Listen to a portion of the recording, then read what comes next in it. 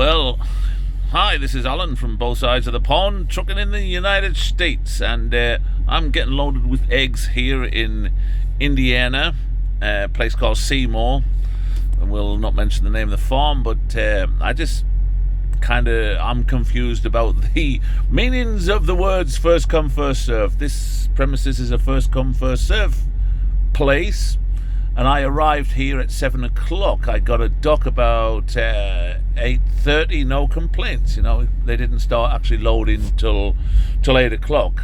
I was the second truck here. The truck before me got pulled in. I waited, got the call, come to dock 2. However, my issue with this place is that another truck came in while I was sitting waiting to get loaded on the dock. Not a thing had touched my trailer. Excuse me. And another truck come in from the street, got a dock immediately, and now they're loading him, and they never touched my truck. So I just can't understand that.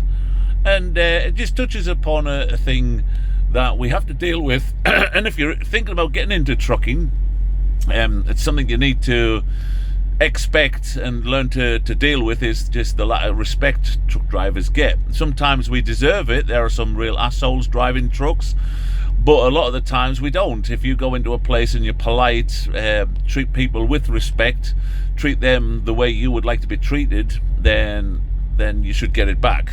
I mean, really you should.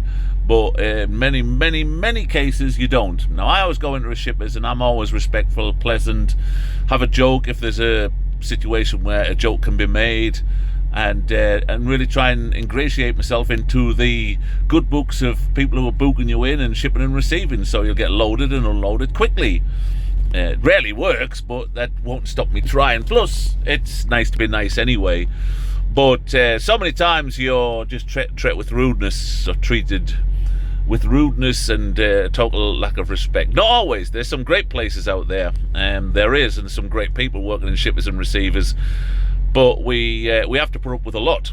So that's something you need to expect. Sitting about, waiting about, lack of respect, and people who don't understand the meanings of first come, first served.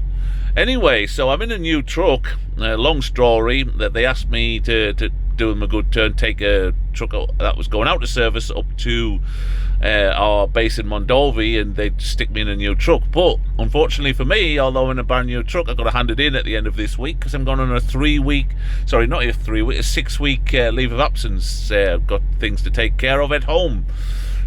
So, for the first time in 3 years, as an over-the-road driver, I'm actually going to have a vacation. Well, it's not really a vacation, but it's time away from the truck while I'll be at home. So, something else you may want to expect if you're thinking about getting in the trucking industry is, you do not get a lot of vacations. Like most companies, if you take more than 4 or 5 days off, they'll require you to empty the truck and then take it off you and give it to someone else. Now, if you've got a shitty old International, that's not a problem. But if you've got yourself a nice truck, you really don't want to be handing it in at all. You want to be hanging on to that truck because you like it. It's got low mileage, it's reliable, you've got all your chrome bits on, you've looked after it. It's just, my last truck, when I picked it up, it had 60,000 miles on the clock, and I loved that truck. Didn't really want a new truck at all. I wasn't looking for a new truck. I only did the deal to help them because they needed to get an old one out to service, and that was the easiest way of getting it up to Mondovi in Wisconsin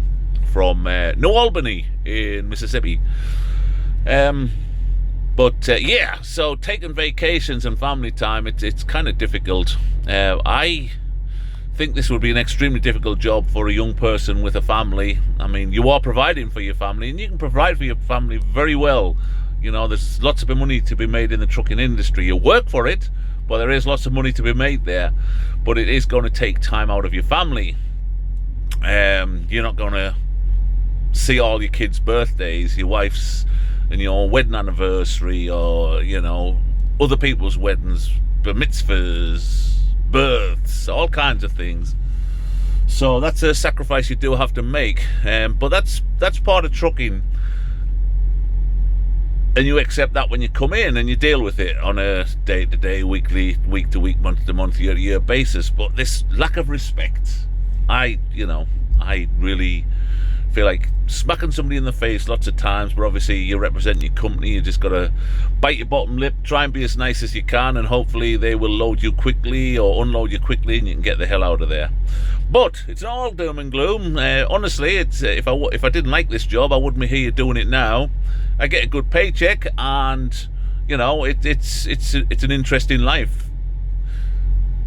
But you know, there are some negative things about it, and today was one of them that came to mind, where, you know, I'm sitting waiting for a spot, and I get a spot on a first come first served premises, and then somebody comes in, like, gets on the dock 2 hours after me and starts getting loaded first. Kind of weird. But anyway, oh, you have a nice happy new year. I've never wished you that. It's ages since I've done a video. I'm sorry.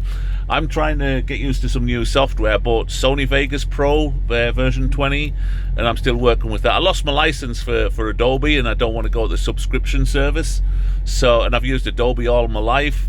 Not all my life, but I've used it for like 30 years. So switching off has been a bit of a struggle. I tried DaVinci Resolve first, and that I just couldn't get it to do what I wanted to do with any great ease. So I decided to go with Sony Vegas Pro, because it's not a node-based interface. It's more of a what's the word? The interface is more similar to Premiere. So I haven't been making many videos, but here's one, and yeah, happy 2023. Going to take 6 weeks off. I'll try and do some videos. I've got my drone with me as well. I've got a new drone. I got the DJI Mini Pro 3, which is a great drone. The camera on it's fantastic. I love some of the pictures I'm getting out of it. So I hope to get some drone shots when I go to places that are interesting. All that to come soon on both sides of the pond.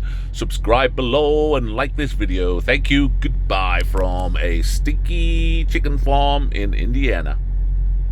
It's an egg farm, but you know, there's lots of chickens.